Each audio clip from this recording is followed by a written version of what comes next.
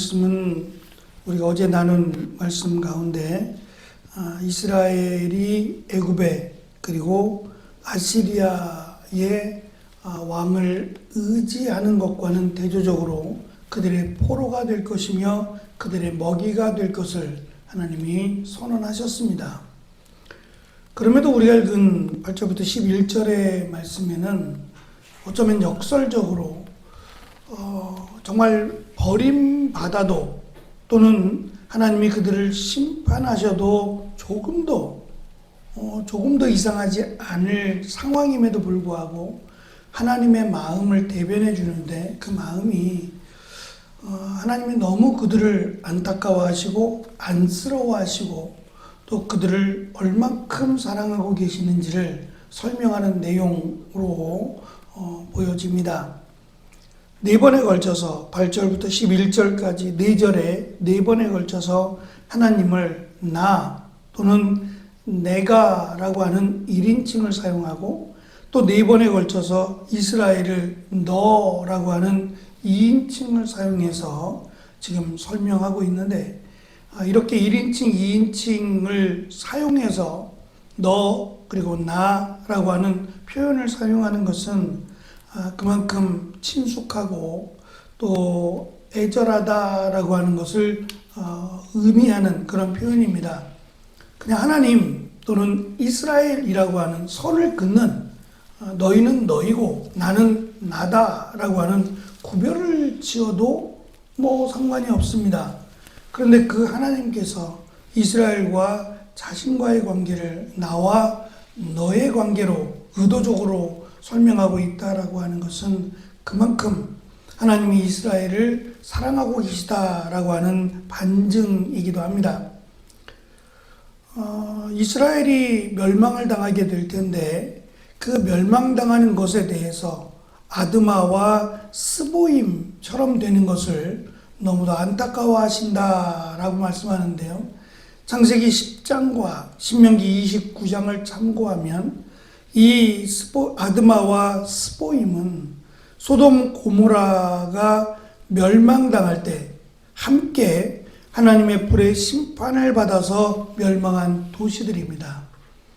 소돔 고모라야 이미 말할 것도 없지만 그 도시의 영향을 받아서 함께 멸망을 당해 불의 심판을 받아 멸망당한 두 도시가 바로 아드마와 스보임인데 이 도시들과 같이 될 것에 대한 안쓰러움, 안타까움을 지금 설명합니다. 그래서 8절에 보면 내가 어찌 너를 아드마처럼 만들며 내가 어찌 너를 스보임처럼 만들겠느냐. 너 때문에 내 가슴이 뛰고 너를 불쌍히 여기는 마음이 불붙듯 하구나 라고 쉬운 성경은 표현했는데 여기 불쌍히 여기는 마음이라고 번역된 이것이 마음을 뒤집다라고 하는 표현이에요. 이 뒤집다라고 하는 것은 하나님이 그들을 심판하지 않겠다는 게 아니라 그들은 심판을 받아서 멸망합니다. 채 10년도 남지 않았는데 7주전 722년 아수르에 의해서 멸망당하죠. 그 멸망당하지 않게 하겠다는 것이 아니라 이 말씀은 그 다음 세대에게 주시는 말씀이에요. 호세아 선지자를 통해서 이들은 결코 돌아오지 않을 것을 우리가 앞에서 언급되었던 내용을 통해 알 수 있습니다. 완악하다, 고집이 세다라고 하는 표현은 결국 돌아오지 않는다는 건데 돌아오지 않으므로 그들은 멸망당할 것이고 하나님이 그들을 끝내는 것이 아니라 마음을 뒤집으셔서 다시 돌아오게끔 포로로 잡혀간 끌려간 이 멸망당한 이스라엘 후손들을 다시 하나님께서 돌아올 기회를 주시겠다라고 하는 표현입니다.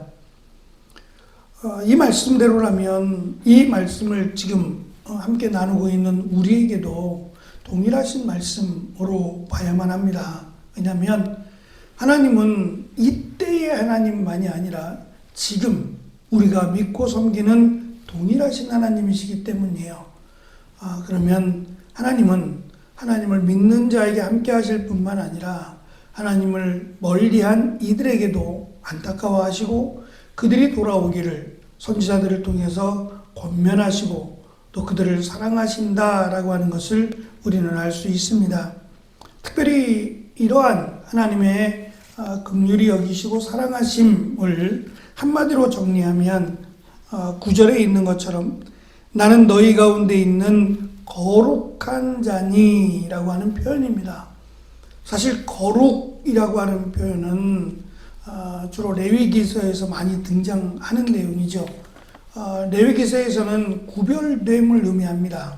그래서 정결한, 부정하지 않은 정결한 것으로 하나님께 드리라고 하는 것을 마치 걸음마를 걷는 이스라엘에게 가르쳐 주신 내용이라면 이 거룩함이 하나님이 이스라엘을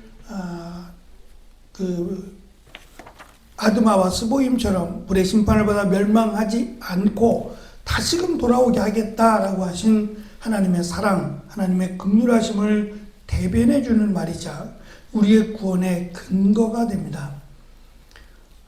이 거룩하다라고 하는 표현을 사실은 인간에게 사용할 수 없어요. 인간은 거룩하지 않습니다. 그 거룩하지 않는 존재를 하나님이 내가 거룩하니 너희도 거룩하라고 하신 것이 사실은 불가능한 일이에요. 그러나 하나님의 기준에서 그 거룩함을 하나님의 기준에서 받아주시는 거예요. 우리가 하나님처럼 될 수는 없습니다. 결코 하나님처럼 될 수는 없는데 하나님이 말씀하신 대로 순종함으로 하나님이 그것을 거룩이라고 인정해 준 겁니다. 그래서 이스라엘 백성들이 죽임을 당하지 않고 하나님의 은혜로 살아갈 수 있었던 거죠.